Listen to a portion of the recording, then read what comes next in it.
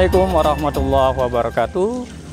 Alhamdulillah alladzi an'amana bi ni'manil iman wal islam. Asyhadu an la ilaha illallah wahdahu la syarikalah wa asyhadu anna Muhammadan abduhu wa rasuluh. Qala Allah Ta'ala fil Qur'anil Karim wal 'asri innal insana lafi khusrin illal ladzina amanu wa 'amilus solihati wa tawasaw bil haqqi wa tawasaw bis sabr amma ba'du.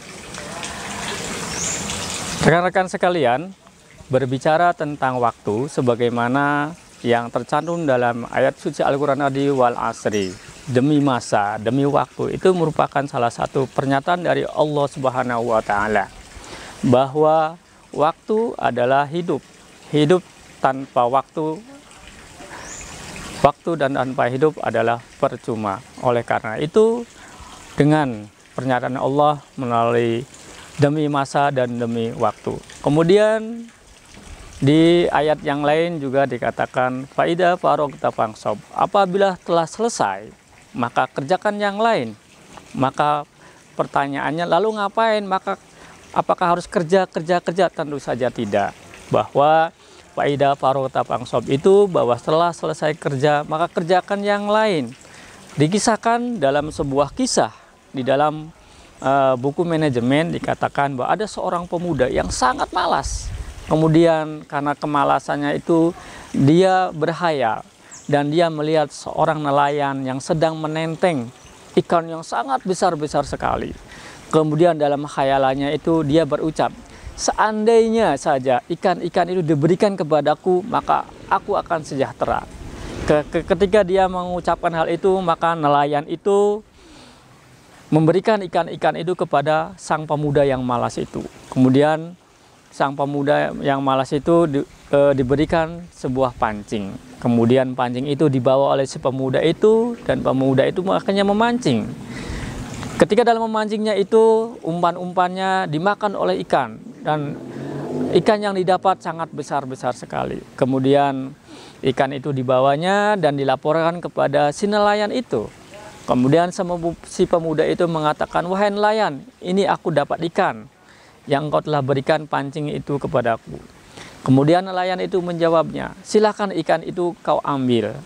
Lalu setelah itu si pemuda yang malas itu pergi sambil membawa ikan-ikan yang besar.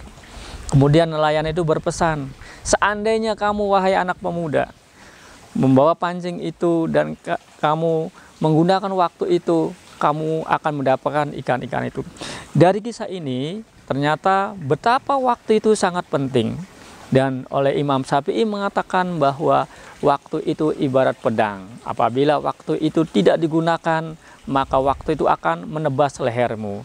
Dan waktu itu seperti air mengalir dan tidak akan kembali. Kembali kepada sebuah ayat yang ada dalam Al-Quran, faida faragta fansab, bahwa setelah bekerja itu jangan kita bersantai-santai ria, jangan kita istirahat total, tapi kerjakan yang lain. Artinya apa? Dalam setiap selesai mengerjakan pekerjaan itu, kita harus mengatakan hasibu qabla an tuhasibu. Pekerjaan yang sudah dikerjakan itu sudah sampai sejauh mana, sudah seberapa bermanfaatnya. Itulah makna daripada faida faragta fansab. Yang ketiga, Nabi Muhammad sudah berpesan terhadap 5 perkara, 5 hal. Dan 5 hal ini merupakan sebuah wasiat yang sangat berharga sekali. Dimana kalau wasiat ini kita kerjakan akan sangat bermanfaat.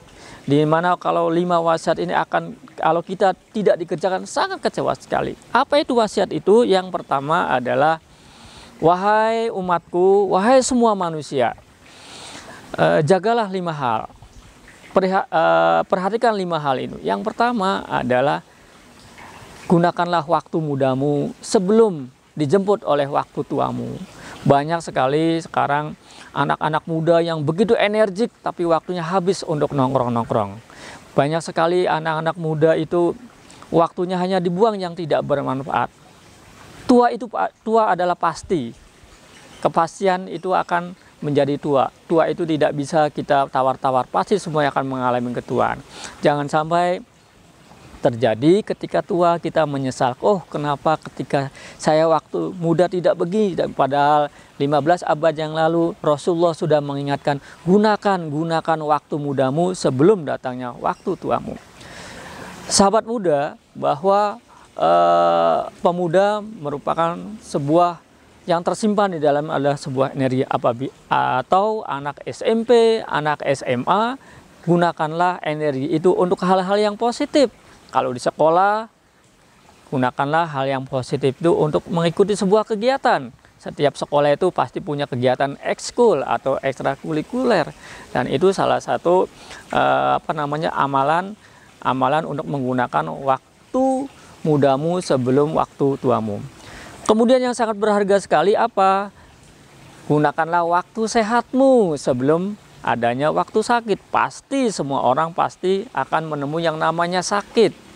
Pasti setiap makhluk hidupmu menemui akan sebuah sakit. Oleh karena itu, gunakanlah waktu sehatmu sebelum waktu sakitmu. Berikutnya, yang ketiga adalah gunakanlah kekayaanmu sebelum jatuh dalam kemiskinan atau dalam kekafiran. Banyak orang yang kaya tapi uangnya tidak berguna. Banyak orang yang kaya hartanya tidak dimanfaatkan untuk hal yang positif. Sehingga ketika dia jatuh miskin, maka hanya kemiskinan yang akan menjadi teman hidupnya. Dan dia selalu berhayal, duh kenapa waktu saya kaya tidak begini dan tidak begitu. Kemudian yang keempat adalah jagalah waktu luangmu sebelum datangnya kesibukan. Jangan sampai menunda-nunda pekerjaan. Ntar, besok. Ketika besok itu ternyata numpuk pekerjaannya, sehingga dia mengalami kecewaan. Duh, kenapa kemarin saya tidak mengerjakan pekerjaan, kenapa saya tidak mengerjakan PR bagi anak sekolah. Maka kekecewaan itu yang akan ada pada dirinya. Dan yang berikutnya adalah, dan yang kelima, jagalah hidupmu sebelum kematian akan menjemputmu. Maka orang yang akan mati tidak akan bisa hidup kembali ke dunia. Ketika dia dibangkitkan ke alam kubur, kenapa saya tidak sholat? Kenapa saya tidak berzakat? Sudah tidak ada manfaatnya lagi. Maka dari itu, ingatlah 5 pesan Nabi Muhammad itu untuk digunakan dengan sebaik. Dan kalau kita terjemahkan, itulah yang namanya manajemen waktu. Negara yang maju adalah negara yang siap melaksanakan manajemen waktunya. Akhirnya sampai di sini. Wassalamualaikum warahmatullahi wabarakatuh.